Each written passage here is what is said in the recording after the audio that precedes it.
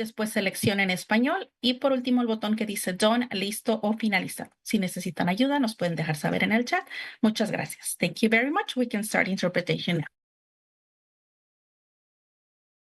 Thank you, Tanya. Good afternoon and welcome to the Altadena Recovery Community Meeting.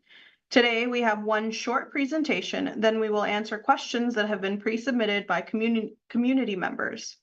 To submit a question during this town hall, please use the chat function. Supervisor Barger, the floor is yours. Thank you. Throughout every step of the recovery process, I'm committed to getting you the information that you need. A lot of questions were submitted by residents in advance, so we're going to make sure to get to all of them during our time together. We're also joined by the Army Corps of Engineers to share the latest information about cleanup efforts. Altadena residents have a clear, shared vision and commitment to rebuild this community, and the time to rebuild begins now. To that end, in the coming days, I will be announcing a process led by me and my office to ensure the rebuilding of Altadena is as comprehensive and efficient as possible. I'm introducing the Altadena Recovery Commission, or ARC, which will have the mission to bend the arc of history for Altadena. This will include an expedited process to rebuild and modernize infrastructure, streamline the permitting process, and develop scalable housing solutions so all residents will be able to return home quickly and affordably. This community-driven process will be informed by highly experienced, accomplished, and committed leaders with an understanding of Altadena and what it will take to rebuild our community. We intend to bring the full arsenal of resources available to this community-driven process, guiding all levels of government, the private sector, and community partners toward the goal of restoring Altadena.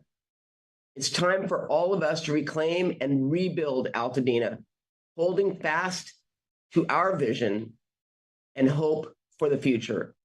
I will continue to advocate for you and connect you with every resource available. Without further ado, let's get started. And thank you all for being here. Thank you, Supervisor Barger. Now we will hear from U.S. Army Corps of Engineers, Colonel Eric Swenson, about the latest updates on the debris removal process. Colonel Swenson, go ahead. Well, good afternoon, fellow leaders on the call, and residents of Altadena. Colonel Eric Swenson here. I'm driving in the car, so please apologize in advance for that. I just want to tell you that it's been a great day today doing debris removal in Altadena.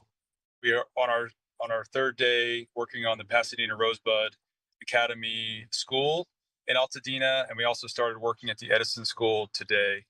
We have 3 more schools to start in the Altadena community in the coming days. Also, we're rapidly building our team here and anticipating the release of some of the first ROEs from the county so that we can get out and start residential private property debris removal, which we anticipate will start within the next week or 2 in your community. I am pleased by the outpouring of support that I've gotten and the community leadership efforts from community leaders to rally their neighbors and get rights of entry turned in.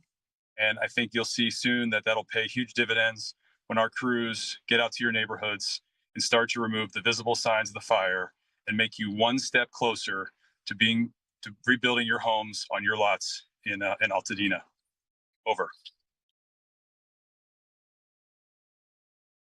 Thank you, Colonel Swenson, for your updates. We will now transition to the question and answer portion of our evening. The following questions were submitted ahead of tonight's community meeting, and we will answer as many of them as we can in the allotted time. As a reminder, to submit a question during this town hall, please use the chat function. You can find answers to frequently asked questions on recovery.lacounty.gov/Altadena. Our first question is for you, Colonel Swenson. Regarding the Phase 2 debris cleanup, why are insured property owners being asked to use their insurance funds for debris removal while uninsured owners aren't charged? Is it true that the Army Corps of Engineers bills insurance companies directly for debris removal? Specifically, if the Army Corps performs debris removal for an insured structure, How much will the owner be charged? Well, thank you for that question. The Army Corps of Engineers does not charge for debris removal. And there have been a series of questions that I've gotten from residents and survivors in the Altadena fire. And I would direct you back to the right of entry that's posted at recovery.lacounty.gov or the local county Department of Public Works for specific questions. But you will not get a bill from the Army Corps of Engineers. And if you see a contractor that approaches you and says he's from the Army Corps of Engineers and for a small fee, he'll remove your debris, he does not represent my organization. I'd be very cautious. Can I have someone from Public Works comment on that as well? Because Mark Pastrella has said that, and that's not under the Corps of Engineers, that's under the county that we will be billing against insurance. Can someone answer that question so that we don't have any confusion? Because now I'm a little concerned. Sure, Supervisor, I can take that question. My name is Chris Shepard from Public Works. And so the way that the program works is that after removal is completed, if you have an insurance item on your insurance for debris removal specifically, then as part of the ROE process, we've asked owners to assign that debris removal insurance to the county to be able to give back to FEMA as part of the insurance process. It's a little bit nuanced. We put some more detail in the FAQs, but essentially there may be things on your property that don't get removed by the Army Corps of Engineers. A good example is a swimming pool, right? The full swimming pool is not going to be removed. If you have debris specific insurance on your insurance policy, you can use that money to remove your pool. If your insurance is $50,000, it costs you $50,000 to remove your pool. Then you save your receipts for that. Your insurance pays you for that. The amount of insurance left at the end of the day to pay for Army Corps work is zero. So nothing will be collected from your property for that work.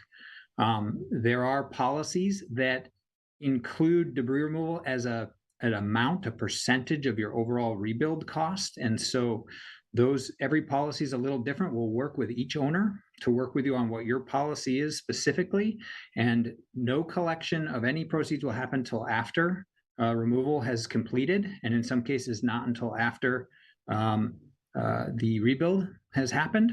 And the Army Corps, the federal government, will never bill you for anything. You'll be working with us at the county level to deal with all that afterwards. I hope that helped. Thank you, Chris. Colonel Swenson, the next question is also for you. What is the timeline for phase 1 to end and for phase 2 of debris removal to begin? And what safety protocols are in place during the phase 2 debris removal process?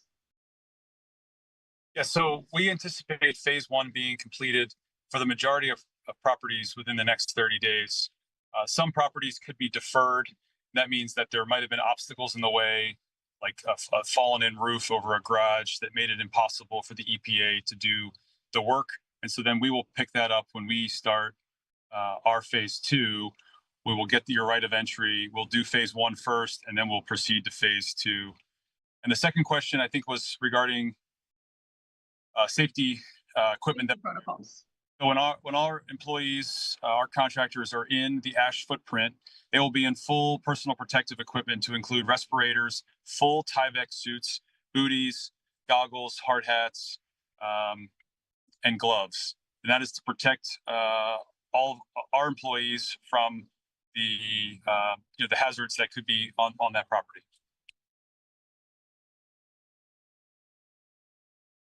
Thank you. And this question again is for Colonel Swenson as well as Chris, if you are able to answer. If we opt into the ROE and there is still debris to be removed after, like plants or pools that are affected, will we be able to tap on our debris insurance removal funds before the county comes in? I'll defer that to Chris. Yes, just save your receipts for that. Yes, absolutely. Thank you. And this question is either for Colonel Swenson or we have Harry Allen with the EPA on. The EPA live map shows homes tagged as phase 1 complete, incomplete, and deferred to phase 2. What does deferred to phase 2 mean? Are these homes cleared to progress to debris removal? Yes, thanks. This is Harry from EPA. Yeah, as Colonel Swenson just mentioned, those are structures where it's unsafe or impossible to see any hazardous materials. So we pass that parcel on to phase 2, and they'll be ready to go into phase 2 as soon as the right of entry is signed. In the Eaton footprint, we have about 1,200 of those parcels so far. Thank you. Thank you, Harry. A few additional questions for the EPA. What is EPA's method for organizing or sectioning out properties for removing hazardous waste? Well, we started in certain areas and follow along the path of the properties we've already visited. So we've done a round of reconnaissance. We've done about 2,600 properties we've already visited, look for electrical hazards. Once those are done, we follow with our crews to collect the hazardous materials from those properties. There's not a specific logic to where we start, but our website does say where we are that day, and you can kind of infer where we're going to be. So I can share that information, but you'll be able to see in which zones we're going to be in as we progress. Thank you. Thank you. And a question about the EPA map. There are only a few dozen properties for which phase 1 shows as completed. Is this accurate? And when is phase 1 projected to be completed? Yeah, the current tally is 273 phase 1 completes, and as I mentioned, about 1,200 deferred. As Colonel Swenson said, we're going to try to get this done in 30 days. So we're not quite at our full speed yet. We've got about 30 teams right now in the Eaton footprint collecting hazardous materials. We're going to move to 40 pretty soon, and we should be able to meet that goal of 30 days to complete the phase 1. Thank you. Thank you. And a final question for you. Given the short 30-day timeline for EPA to clear out hazardous waste, what steps is EPA taking to ensure that everything will be removed in that timeline? Yes, thanks very much. The main thing we're doing is adding trained and qualified staff to make that happen. And we're also bringing in additional safety resources to monitor what goes on and make sure the work is done at a quality level and safe. So to do that, as I just mentioned, we've got 30 crews working right now in Eaton, and we hope to move to 40 crews soon. And then we'll assess if we have to add even more personnel to do that. Thank you. Thank you. And Dr. Davis, we have a few questions of the Department of Public Health. We've been advised that the Rubio Canyon water is contaminated. When will it be potable? Can you please explain how contaminated it is, and is it safe to use for bathing on grass, walkways, or to clean indoors? And how can we expedite the clearance of this water to be drinkable? Appreciate the question. First, I would say that in general, all of your water companies issue their notices based on their testing and monitoring of the water that's coming from their system. So for the most up-to-date and accurate information on what's happening with Rubio Canyon water, do go to the local water utility provider for that information. They will also give guidance in terms of, given the status of the water, what it can be used for. But in terms of what the issue is, if the water is contaminated and how long it may take, they would best be able to answer that question. Thank you. And can you provide us with some guidelines, or can public health provide guidelines on whether or not it's safe for people to return home, those who have structures still standing? And how are you working to put out unified and cleared guidelines? There's a lot of information coming from different directions. If you could provide some clarity. Yeah, there's, we've had both information coming from government agencies as well as those outside of government agencies. And that's always going to be the case as we move forward. In general, we will put out guidelines in relationship to understanding what the risk may be in terms of going back and moving back into a burn scar or fire damaged area, and what things can be done to try to reduce that risk of a potential exposure to what may be present around. In general, if you're going into a fire damaged area, you're going to be closer towards the stuff that needs to be cleaned up. As you've heard, a lot of what's happening with phase one in terms of removing the visible hazardous materials, which could include, batteries and other things that may have additional risk, hasn't been completed. So there's a risk there. And we would recommend that, at a minimum, at least that be cleared as if you're going to go back into that area in order to reduce the risk of exposure. Of course, always good also if you can wait until after phase two. That means all of the fire debris, all of the fire dust and ash and all have been removed. But if not, then when you go back, you do have to take those risks in consideration, making sure that your indoor air quality and is good, using air purifiers if needed, sealing up cracks inside the house, and definitely, limiting your exposure outside, especially on windy days, if you're going to be in those areas. And those are the general recommendations that we have for anyone going into a fire damaged area, given the status of cleanup and what may happen with the weather and the wind. Again, that's the central place where properties were burned, hazardous materials may still remain, as well as the ash and still present and could be blown if it's a good strong wind. So we do have guidance in relationship to that on our website at publichealth.lacounty.gov. And you'll notice on our webpage, you'll see information related to fire and safety. Thank you. And what air, soil, heavy metal, water monitoring is the county doing? What, if any, monitor is being done? Who is actually doing the monitoring? We are hearing that there are certain toxins that are not getting tracked by AQMD.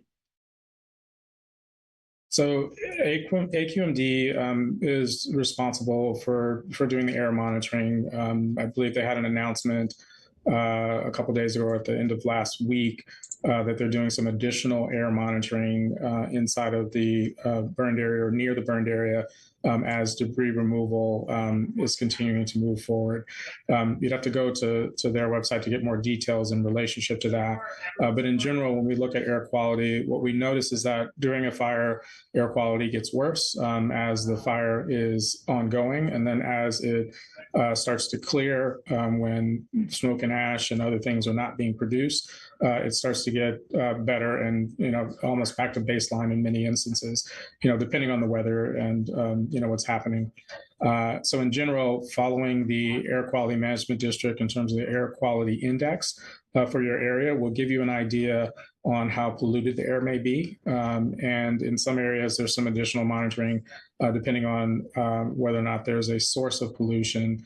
These communities have additional monitors in place, just given the fact that there is an industrial source for air pollution. In terms of water, those are all monitored by the water provider.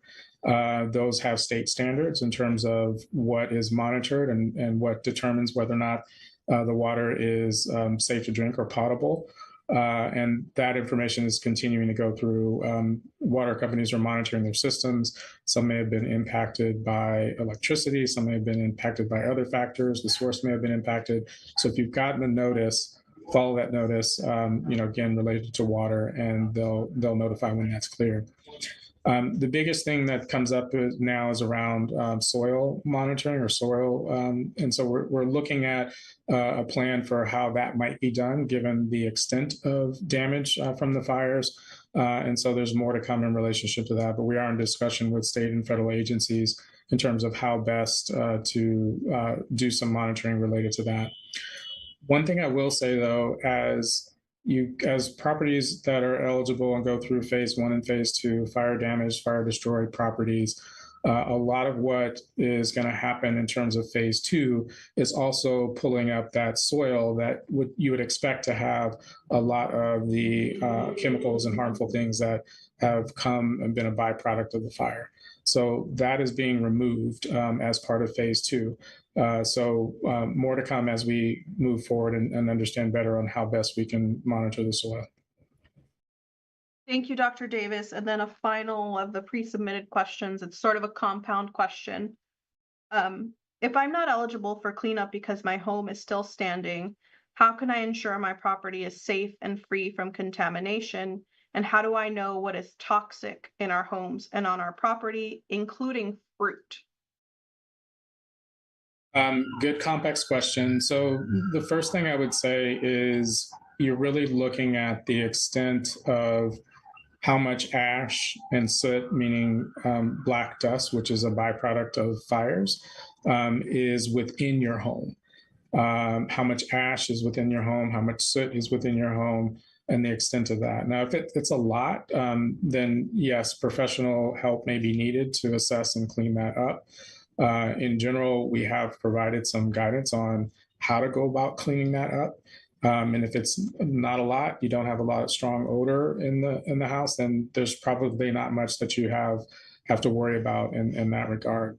In general, what I would say is when you go back to the property, your first look is to see what looks like it's got a lot of soot or ash inside the house. How strong is the odor of smoke inside the house? I don't recommend turning on air conditionings or fans, until that stuff is cleaned up. If you do see that in the house, I do recommend airing it out, so opening up the doors and windows, provided the air quality outside is good, to see if that smoke smell starts to dissipate, especially if you haven't been there for a long time. It's just been closed up, during the fire. But really looking at the extent of ash and soot inside the house, and the strength of the odor, is important. I will say that when you look for smoke and ash, the typical places that you're going to see it come in are going to be at your doors and windows. And your windowsills inside, as well as the floor next to the doors, will give you a good sense of, how much has come in. And it may be all over. Doing a wipe test on counters, provided your place was spotless beforehand, may give you a sense of what may be there already. But looking at the windows, the closest parts to the windows and doors are usually going to be your entry points for the most part in terms of where ash and soot may come in from the fire. But the amount that's in there will give you an idea of your risk. And if it's extensive, we recommend professional help to help clean that up most effectively.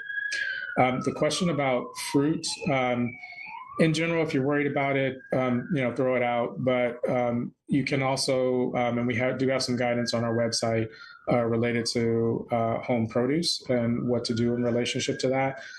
In general, if it's, you're going to try to wash off whatever you have, especially if it's got ash on it. And if things are peeled, then to definitely it can be peeled, take the outside of that off. But if you smell it and it still smells like smoke, then go ahead and get rid of it in that regard. But there's some more specific details and guidance on our website related to home produce as well. Thank you. And you mentioned potentially needing professional help in the circumstances where someone might hire professional help. Is there guidance on the public health website for what types of tests they should be requesting? Well, really, when you're getting professional help, you're hiring them to do an assessment of what the risk may be inside and to remove that risk. And usually remediation folks who may specialize in smoke damage or environmental health specialists as well can recognize when there's a risk and how to mitigate that risk. And once things are cleaned up, the risk goes away or is much lower. So really what you're looking for is that cleanup in terms of things. And again, with extensive smoke or extensive ash and soot, that's where you may need more professional help.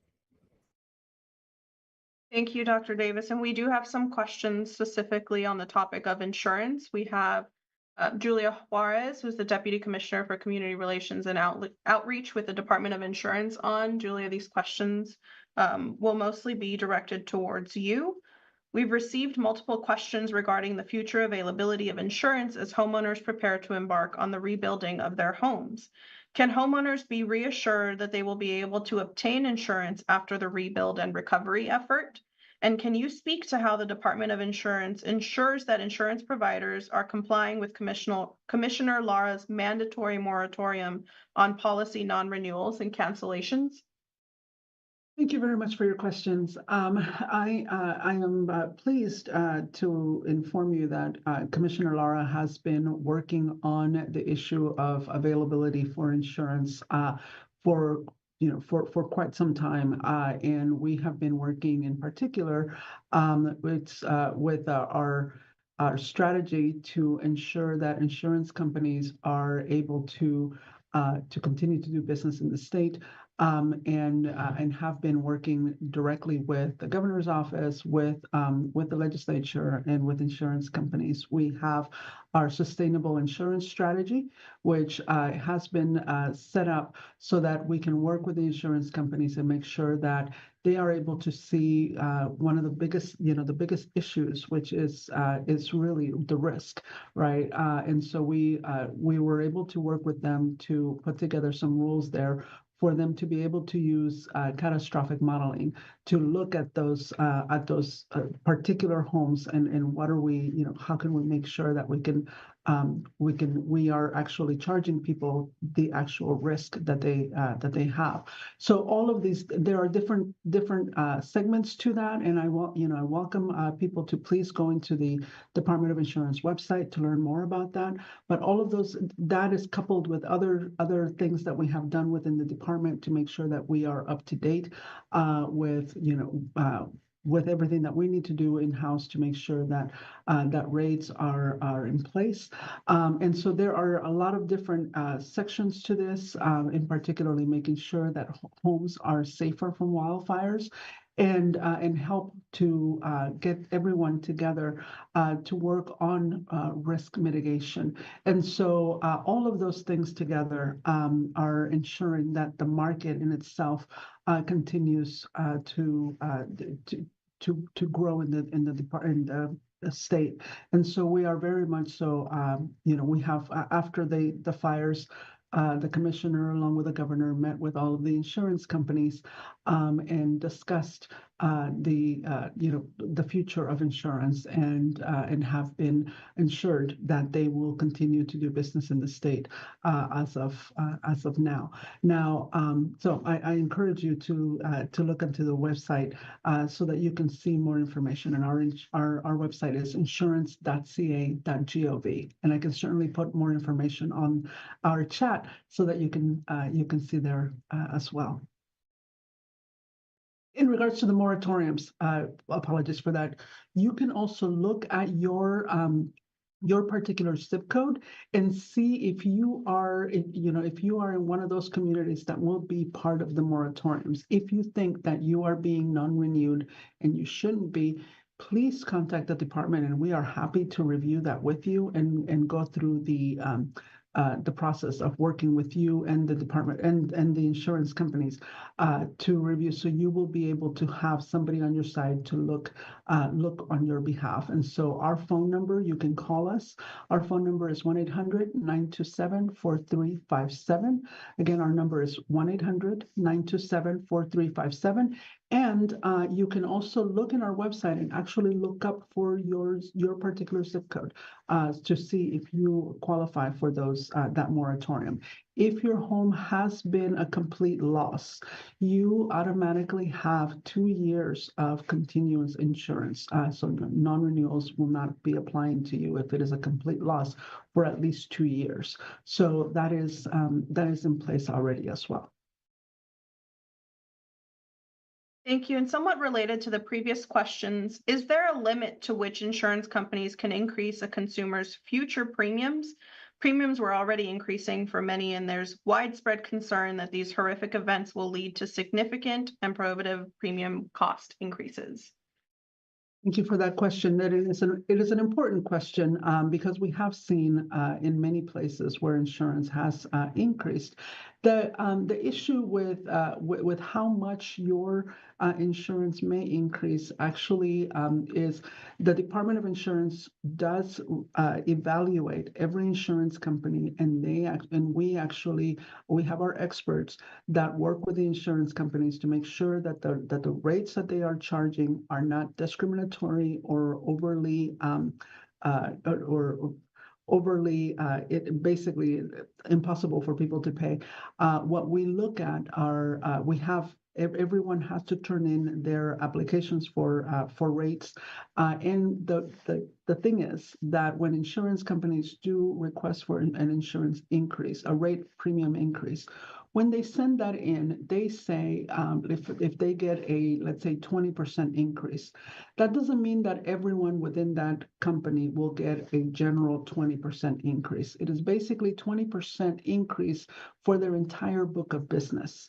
And so for some areas, depending on the risk, some areas might see their insurance go up higher, and other areas might see their insurance go down because the risk is much lower. So the increase and decrease are not necessarily, you know, specifically 20% across the board, but rather it's because of the difference in your risk. So I suggest what the commissioner has set in place. He was able to get all of the agencies that deal with fire and bring them all together to come up with very specific things that people can do to decrease that risk, to mitigate that risk. And so what we came up with is called a Safer from Wildfires framework. And that is, you can also see it on our website. It's basically 6 things that everybody can do in every area of their home. So there are particular things. First is your actual home, how to make sure that your home is safe. There are very specific things that you can look at, your eaves, your, you know, just different things there on your particular home. Then your immediate surroundings, making sure that there are very specific things that you can take care of in your immediate surroundings so that your home is also safer from wildfires. And then lastly, it's the community that you are with. You can become a fire-wise community or a fire-safe community.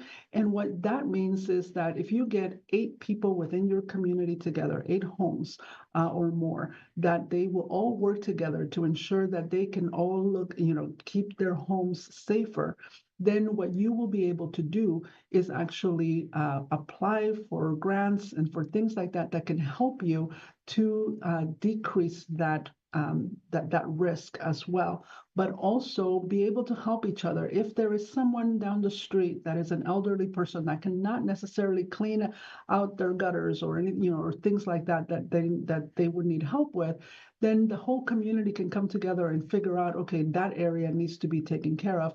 How can we help to make that happen? Ultimately, if that one particular home is not safe, then the entire community is not safe. So the idea behind the Safer from Wildfires framework is working together to make sure that that is available to you. So as these communities get back in place, those are things that you can look at and work together with to decrease your risk. And so then as that risk decreases, then we will be able to see better rates for everyone in general, and then that will bring everybody. Juliet, you're having the insurance commissioner is having a separate informational meeting, correct?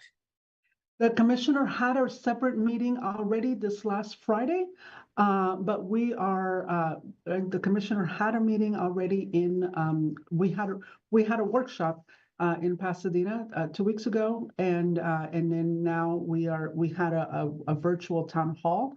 But certainly, if you would like to work with us and do something specifically for insurance, we're happy to work with you to do that. Yeah, I think that would be beneficial because the questions are regarding rebuild and insurance and all. And so I think it'd be beneficial for us, and I will reach out to the insurance commissioner as well. Thank you. Good. Thank you.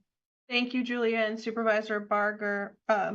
Captain Williams, we have a question for you. How is Altadena being protected from looting and vandalism? The LA Times reported that Governor Gavin Newsom has offered the Pacific Palisades additional resources to protect their area by extending checkpoints. They will now be deploying the California Highway Patrol and the National Guard in the Palisades. Is Altadena getting the same resources? So I can say for Altadena, the Sheriff's Department, we have additional deputy personnel coming from all over the county to assist. They are supplementing our regular patrols. They're in place specifically just for looter suppression and for high visibility. We also have a dedicated helicopter just for Altadena's area that we can use to assist with that. There is a unit on the Sheriff's Department called Community Partnership Bureau, and They are designed to do patrols within county areas throughout the whole county, unincorporated areas throughout the whole county. And their captain has dedicated multiple teams just for Altadena alone. So that helps with the additional personnel that we're going to use for looter suppression. We do have the National Guard on hand, as Pacific Palisades has.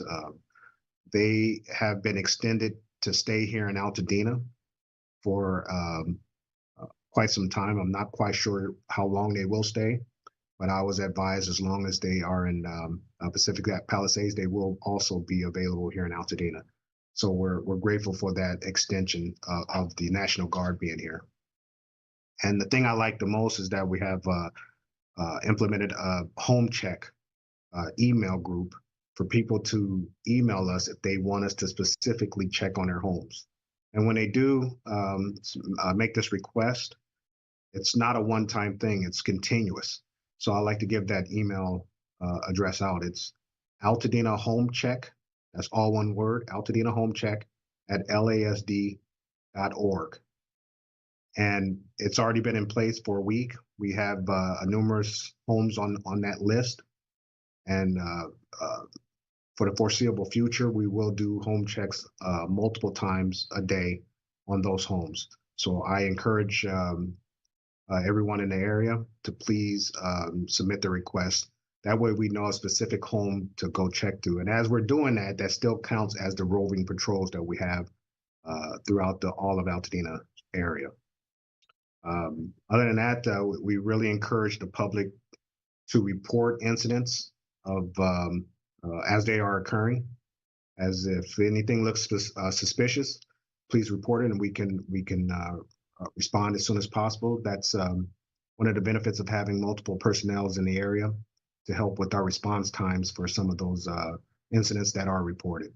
And if something had occurred, you may come back to your residence and see things don't look right. Please call us out so we can start the investigation on that. And those are just some of the things that we're doing to protect the properties in Altadena. The Sheriff's Department, each week, they reevaluate how things are going. They add resources for us to use, and it's going to be that way for the foreseeable future. I hope that answers the question. That does. Thank you, Captain Williams. We're now transitioning to the questions we are receiving live, either via Zoom or our YouTube stream. This question is for Public Works. If our home is still standing, but there were burned items outdoors on our property, may we sign up for phase 2? Does it include burnt landscaping, but not a burnt home?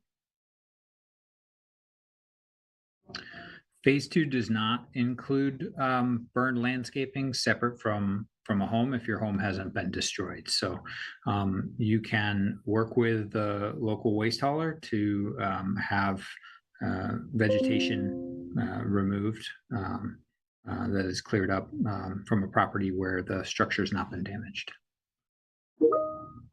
Thank you. And this question is also for Public Works. Are the owners responsible for the soil testing after debris removal?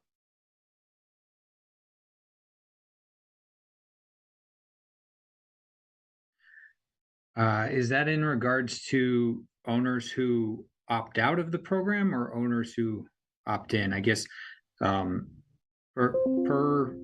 Army Corps will be doing the removal, and I'll leave it to Colonel Swenson to talk about that part of their process. But we're still developing the guidelines for the phase 2 opt out properties in terms of what will be required.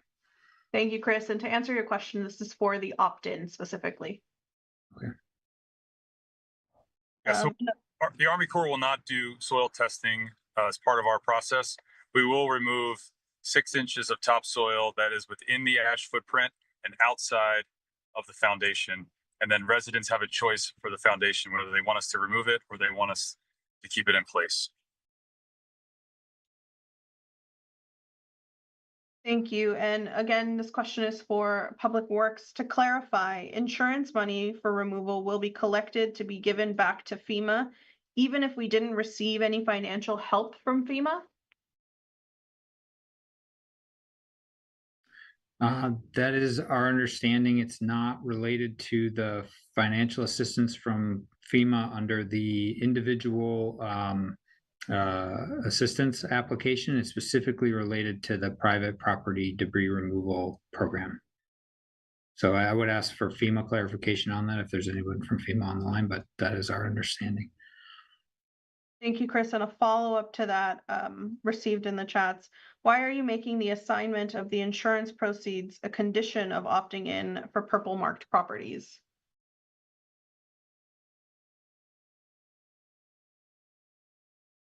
Assignment of the, so purple mark properties are still going to get phase 2 debris removal from the Army Corps. So the assignment of the FEMA proceeds are part of joining the phase 2 debris removal through the Army Corps. And so we're required as the local agency administering the program to collect those insurance proceeds as part of the process after the debris removal is completed. So again, as mentioned before, there's nuances to that, and everyone's insurance policy is a little different.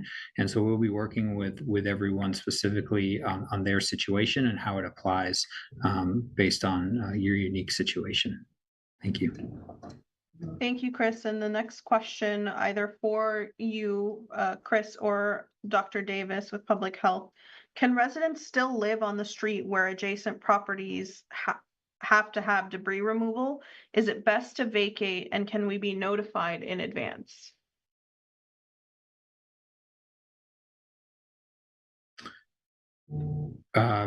Dr. Davis, my understanding, so if you have a structure, a home that has been assessed as structurally sound, there's nothing as the county, as the building official, we are not stopping anyone from going back to their homes. So there are other considerations, right, in terms of whether you have electricity and water and other things. So you want to kind of keep that in mind. But yeah, Chris, can I elaborate on that? Because I've seen this question, and I think it's more going to go to the Department of Insurance, and I'll reach out to the insurance commissioner. The question's coming up that if people's homes are still standing and it's clean, but then they start doing debris removal, you've got all that soot and everything in the air, and then it's once again impacting the surrounding homes. And insurance companies are saying that they will not cover any remediation if that happens. And yet the homeowners are concerned because if it wasn't safe to go in after the fire and now there's more soot being, put in the air, they're concerned about their health. And so I don't know, Dr. Davis, if you want to talk about that concern. And then I think the question was, can't the Department of Insurance tell insurance companies that they can't force people back into their homes until it truly is safe? So it was a really complex question. So let me see if I can try to break down a few pieces in there. So one piece was around, can you be notified when they're doing debris removal? And that piece, I don't know. And I think Colonel Swenson may be able to answer that question, in terms of when they're going to do the larger debris removal. I know during that process, they should be or will be using some methods to try to mitigate dust being kicked up. But I understand the concern and maybe not wanting to be present when that's happening. But I don't know about that notification.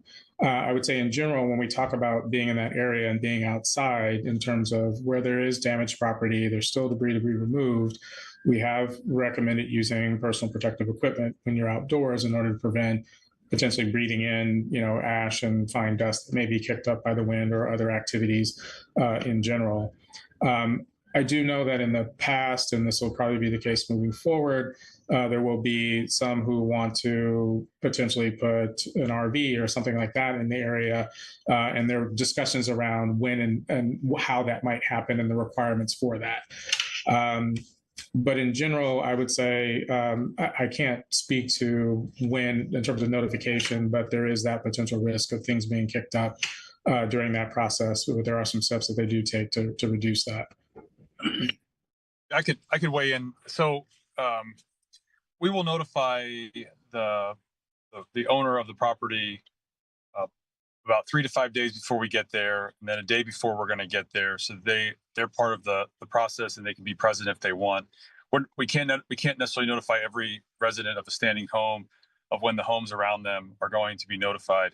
I can't, I can't answer the question for an individual whether they can, whether the risk is acceptable for them to live in their home. I will tell you that my employees also wear a personal air monitor. We have perimeter air monitors up, and we put a sensitive site air monitor downwind of us at a location which could be a home that is occupied. And all of those air monitors are for my agency to be able to monitor air quality to ensure that our methods are doing everything they can to keep the dust on the ground. And so we operate in the wet method. That means that we wet down all of the ash before we start, and we continuously wet down the ash as we remove it to keep the ash down. And then we check those air monitors frequently to ensure that our methods are successful. If they're not, we change our methods to ensure that we keep high quality air in and around our site. That doesn't exactly answer the caller's question, but that's just how we do our process for managing our own employees' health and well-being. Thank you. And I believe the third part of that question was for Julia regarding, is anything being done by the Department of Insurance to protect consumers from being mandated to return to their properties? So, thank you. Thank you for the question. The commissioner has, this is very important for us, that your safety is paramount. And that is, it's critical for all of the agencies that are here, actually. And so there are laws in place right now. The commissioner is making sure that that insurance companies cannot restrict your additional living expenses if your home is uninhabitable. And so that is, if the damage, even if the damage isn't necessarily within your property itself, they can provide reasonable alternatives, but you always have the opportunity to speak with your insurance company to negotiate with them in that sense. If you should not feel pressured, specifically because there is legislation there, if you're having issues discussing this with your insurance company, what you can do is contact the department, and we will be able to work with you and the insurance company to help you find alternatives. So, just as a reminder, the Department of Insurance website is insurance.ca.gov, and our phone number is 800-927-4357. So you're able to talk with someone directly, and that we will be able to work with you and your insurance company as well. But this is something that all of the different agencies do need to work together to ensure that there is that your homes are habitable. Thank you, Julia. And a quick follow-up to Colonel Swenson. Can you please define the ash footprint? Does it include properties still standing within 100 feet of burned properties, or what is the perimeter? Yeah, so the ash footprint is defined for each property that we are currently working on, or each parcel, and it is generally the space. If you think about where gravity would have pulled the structure down to the ground, you go about a foot or two outside of that, and you drew a circle or an oval around the property. That is what we consider the ash footprint. Thank you. And this question is to Public Works. I've submitted my opt-in form for my ROE, but I have not received a confirmation that my application was submitted or that it was received online. When can I expect someone to reach out to me? And if I need to make an edit, how can I reach someone to make an edit? Great question. So if you submitted an online form through the eWeb form, you should have received a confirmation number along with that submittal. We're actually reviewing all the ROEs now this week. And so you should be hearing back from folks within the next 2 weeks, I would say, to validate your application and follow up if there's any additional material. And at that time, when you receive a call, you'll have an opportunity to adjust anything that's needs to be adjusted on the form. If you change your mind about foundation removal or anything else, then we'll be able to work with you on that and make any needed adjustments. Thank you. And this question is for Dr. Davis. Smell is being used as a sign that a home or item is safely cleaned. What is the science behind this? A cleaning process could remove a compound causing smell, but not the one affecting health. I'm not sure exactly to what they're referring to in terms of smell. Generally, when we talk about assessing the the extent of contamination with smoke or ash, we're using a visual check in addition to smell as well. So usually it's a combination of things. Depending on the extent of contamination, smell can last longer, depending on whether or not there's a lot of, say, soot. Say you're at a couch next to a windowsill, you've got a lot of soot and ash on that. That may require a deeper cleaning in relationship to it. So smoke alone is not necessarily used in terms of assessing risk or damage, from a fire.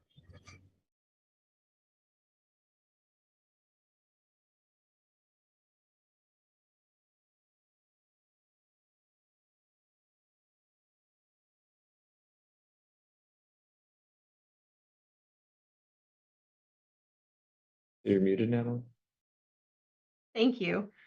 The EPA was on my street. The map shows one house was deferred to phase 2. The rest of the houses that were destroyed now have green tubing across the front of each of the properties. What does this mean? Yes, I'll have to double check that, but I think the green tubing was left by the fire department when they assessed initial hazards. So I have to confirm that, but I believe that's what that is. But that's No, not an I EPA think that's thing. Public Works. Harry, I don't know from Public Works when you all are putting that in with the rain coming to try to deter any of the runoff. If that's what you're talking about, the green tubing that looks like it circles the parameters, that was done. Pat, do you have the answer to that? Yeah, those are the green wattles that they're putting down, which is basically hay in tubing, and that is to control any potential for runoff. Thank you. That would have been put in place by the CCC crews or by Public Works. Thank you for clarifying. We do have a follow-up question for Colonel Swenson. What is being done to protect dust from flying around during phase 2? Yeah, thank you for that question. So we operate what we call the wet method. So before we start working on a property, we will essentially use water cannons to spray the entire property down with water to wet the ash. And then as we start to remove the ash with heavy equipment, we will have hoses on site, high volume hoses on site to make sure that the ash stays wet and that there's no dust blowing in the air. And we will monitor that with air monitors. Thank you. And then another follow-up question. During phase 1 and phase 2 cleanup, are homes in West Altadena safe to live in? So I think if the question is, if your home is standing and you want to move back in, is it safe to live in your home while active debris removal is going on in your neighborhood? And I would just go back to say that's, I would consult with your public health agency, and you have to make an informed personal risk decision on whether you think it is safe or not. I will tell you that we care deeply about our crew's health, which is why we wear the proper protective equipment, and we use air monitors and we use the wet method to ensure our crew's safety, which has the added benefit of also keeping the air safe for those who are reoccupying their home. But again, I'm not a public health agency, and I would defer to public health agencies. Over. So we've talked about this a few times, and that the risk in terms of being within that area, especially when hazardous materials haven't been removed or when phase 2 hasn't been completed, there are risks. Every situation might be a little bit different. Every person's health might be a little bit different, whether they're sensitive or not as sensitive to things, whether or not their property has a lot of what I would say leakage, meaning does a lot from the outside, come into the house that may improve or decrease risk. And so we've tried to put our guidance in relationship to what to do to try to mitigate and reduce that risk. And so that's really, what we try to put out in terms of our guidance related to those returning to a fire damaged area. And then again, I know that I've reached out to Insurance Commissioner Lara about this issue because I've gotten a lot of questions saying, can't the Department of Insurance declare it not safe to return until the debris is removed? And I know he is on it and may have some ideas. So I'm hoping to get that information out to you. I know that the insurance commissioner is working on it. And Julia, just if you can tell him that that was brought up again tonight, because that is, especially as we do the debris removal, that is going to be a common question.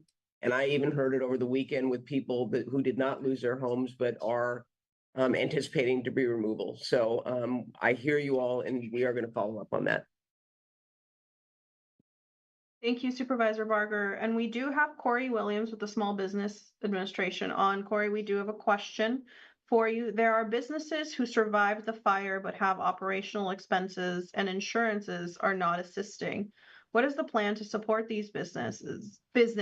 Are there grants, not loans, available to assist them if they've survived the fires? Another great question. So at this point, there are not grants available through the U.S. Small Business Administration. However, one of the things that I would strongly suggest all businesses to do is to go ahead and apply, because there is a 12-month zero interest accrual and a 12-month deferment. So essentially, you can use the federal funds how you see fit, and the business becomes stays operational throughout the course of that year, and you actually are able to make the payment back to SBA because no interest accrued for the entire year, and you had the deferment. Essentially, that is, no loan. But that the funds that that were advanced through the course of the year would have to be repaid in that situation. But at least for that first year, you don't have to worry about making a payment nor having any interest accrue on the loan. Thank you. And we have time for one last question. I believe this is directed to Public Works. I have a handwritten note on the red sign on my property that says, pool, barrier fence required. What am I supposed to do with that? So I believe, Dr. Davis, correct me if I'm wrong, I know there's a public health handout on the fencing. Chris, you're familiar with that one? For the pools, the temporary mesh fencing or something around them, right? Not familiar with that one. I do understand when Army Corps goes on the site that they will be fencing off pools for their own worker safety. Maybe I'll ask Colonel Swenson to speak into that. Carol, I have to get back to you regarding how building and safety is handling the pool fencing in the interim. Yeah, can you repeat the question? I want to hear it again, please. Yes, I have a handwritten note on the red sign on my property that says pool barrier fence required. What am I supposed to do with that? Colonel Swenson, I believe this is about making sure that pools are fenced, and it's a safety question. Yes, thank you for that question. So first, if you sign your ROE, you opt into the program, when we get to your property, we will fence your pool, or if you had a basement removed, we will fence your basement in accordance with OSHA standards. It's not a permanent fence. It is a chain link fence that is movable, but it is connected, and it is just to prevent someone from inadvertently falling into to that hole. Thank you, Colonel Swenson. And I see Captain Williams' hand is up. Captain Williams, did you want to add something? It's actually Lieutenant Marquez from Altadena. We did get a call from Building and Safety regarding the pools and draining the pools. As the Sheriff's Department, we referred them to contact Public Works to see maybe if they could help mitigate that issue. But that we did get a call about that. And I was just going to chime in and just let you know. As far as draining pools, that was, Captain? Yeah, it was about draining the pools. And that was something beyond our scope of enforcement. Yeah. So not required to drain the pools, but if they are drained, it should be to the sewer system. Yeah, I think it's a safety issue as people go up there because the fences have burned down. And obviously, if you've got especially young children that possibly are near it, they could fall in. So I understand that. And I'm going to follow up to find out who's in charge of that. But I appreciate the Colonel talking about the fact that the Army Corps, as they move forward, I think you said you're going to address the fencing for safety reasons. And one last thing is on those cards that if they had a note, they would have the office number. So for Altadena, that would be 626-574-0941. Again, 626-574-0941. So any questions about those tags, red or yellow, could go into that building and safety office, including about the pool fencing. Thank you, and that concludes all the time we have for questions today. As a reminder, answers to frequently asked questions are available on recovery.lacounty.gov. If you are looking specifically for Altadena, it's on recovery.lacounty.gov/Altadena, or you can visit your local disaster recovery center. We'll be back next week for another community meeting session. I'll turn it over to Supervisor Barger for any closing remarks. Yeah, thank you. I know questions have come up about the water agencies and the fact that they can't get in contact with anyone and the webpage is not responsive to their questions. And I'm going to be working with Mark Pastrella to find out how we can get a live person so that people can get questions that are not specifically answered on each one of these agencies' websites answered. So I will make sure we push that out this week. Moving forward. So I saw that question come up and I just want to let you all know that. Thank you. And thank you all for being on this call.